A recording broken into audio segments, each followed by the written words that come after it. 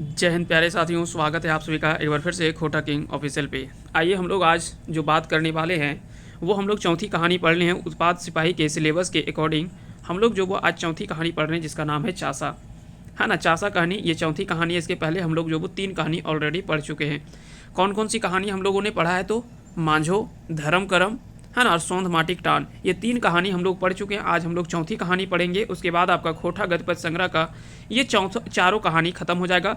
इसके बाद एक हम लोग डाह नाटक, एकांकी जो नाटक है उसको हम लोग जो वो पढ़ने वाले हैं। तो चलिए शुरुआत करते हैं आज के सेशन को। जितने भी प्रश्न होंगे ये सारे 1 लाइनर प्रश्न होंगे। यहाँ से आपको आने वाले एग्जाम में प्रश्न जो वो जरूर देखने को मिलेगा। चासा कहानी के लिखवैया का नाम बतावा तो चासा कहानी को लिखा गया है किसके द्वारा तो बंसीलाल बंसी जी के द्वारा लिखी गई यह कहानी है। अगला सवाल है कि बंसीलाल बंसी जी के बापेक नाम बतावा तो बंसीलाल बंसी जी के बापेक नाम की लगे तो मोतीलाल साहू इनकर बापेक नाम लागे। बंसीलाल बंसी जी के मायक नाम बतावा तो इनके मायक नाम बासनी देवी लागे थे। आंसर भई थे बासनी देवी। बंसीलाल बंसी जी का जन्म बच्छर बतावा तो बंसीलाल बंसी जी का जन्म बच्छर कौन लगे तो 11 मार्च 1954 के बंसीलाल बंसी जी के जन्म भेल है। कहाँ पे जन्म भेल है तो चौफांद गांव बोकारो इस्पात नगर में इनकर जन्म भेल है ना, चौफांद गांव बोकारो में। बंसीलाल बंसी जी के काव्य लोक संस्था जमशेदपुर से कौन उपाधि से सम्मानित करल गेल है तो बता दें कि काव्य भूषण पुरस्कार से सम्मानित करल गेल है बंसीलाल बंसी जी के। कहाँ से? काव्य लोक संस्था जमशेदपुर ई संस्थान से इनका जो वो सम्मानित करल गेल है काव्य भूषण पुरस्कार से।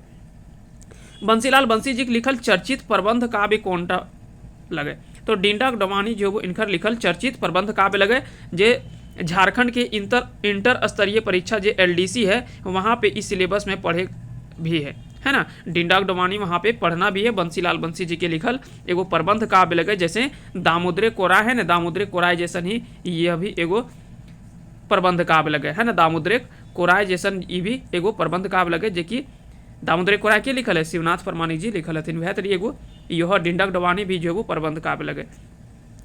बंसीलाल बंसी जी के लिखल रचना लागे तो रईस्का एगो कहानी।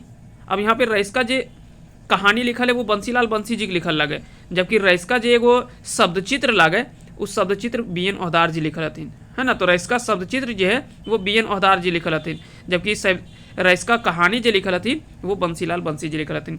दामोदर पारसनाथ बौड़ी डहर यात्रा तो बता दिए कि दामोदर पारसनाथ बौड़ी डहर यात्रा जो लिखल लगे ये एगो यात्रा वृत्तांत लगे, है ना। एगो यात्रा वृत्तांत लगे जे कि 2 डायर जिरहुल फूल में छपल ई यात्रा वृत्तांत लगे जो कि 10वां के सिलेबस में भी शामिल है। दामोदर पारसनाथ बौड़ी डहर यात्रा, है ना, और 2 डायर जिरहुल फूल में ही शामिल है।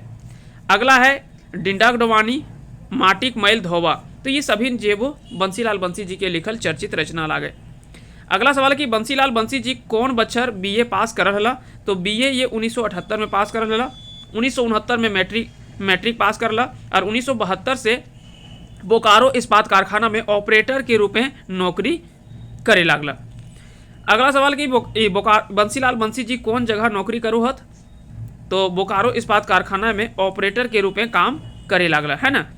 कब से? 1972 से ये नौकरी करे लागला बोकारो इस्पात कारखाना में।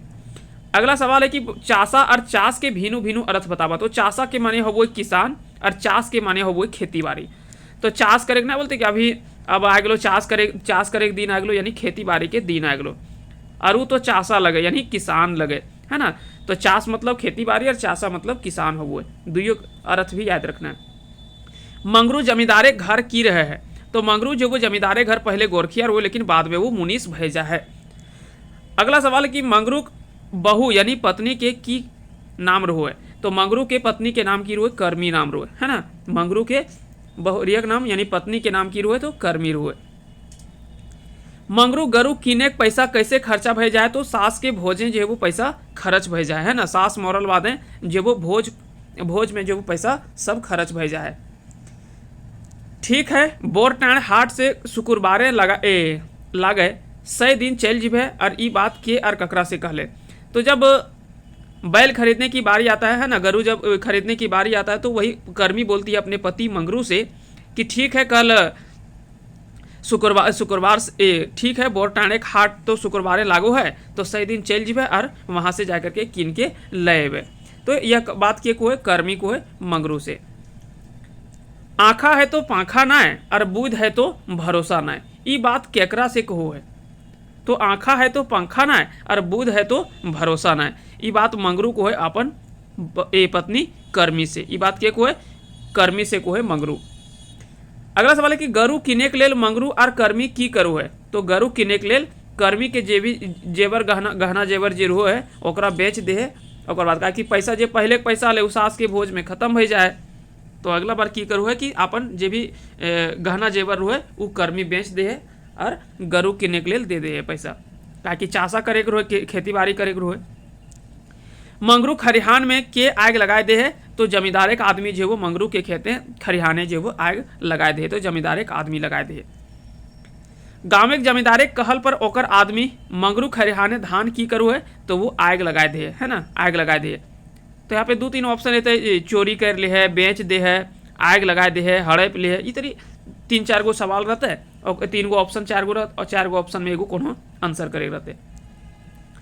अगला सवाल है कि हमनी तब तक शोषण अत्याचार के विरोध करते रहब जब तक हमनी अपने हेरायल अधिकार घूर के ना मिल जाए।